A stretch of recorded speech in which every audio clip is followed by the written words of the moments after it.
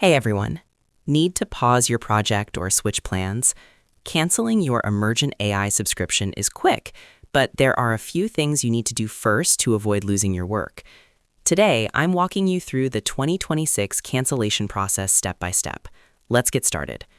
Step 1. Locate the Account Settings hub. Click on your profile icon, top right, Account Settings. Why this matters?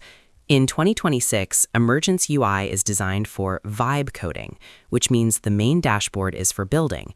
Your administrative controls are tucked away in the settings to keep the workspace clean. Step 2. Accessing Manage Plan. Inside Settings, find and click Manage Plan. The behind the scenes. This link typically directs you to a Stripe billing portal.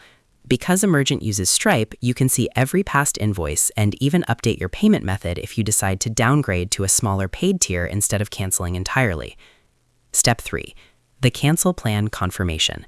Scroll to the bottom and click Cancel Plan. The 2026 Gotcha. You will likely see a prompt asking for a reason or offering a discount to stay.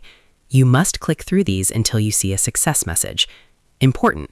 Your subscription remains active until the end of your current billing period, so you don't lose access immediately. Step 4. Saving your credits and code. Use your credits and export your source code. Credit expiration.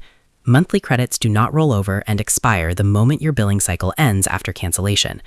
Only top-up credits, the ones you bought extra, usually stay in your account. The VS Code export.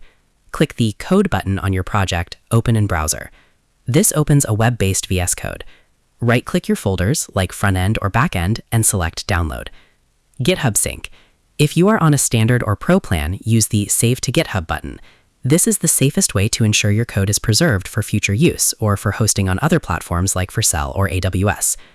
I hope this helped you out, and I see you in the next one.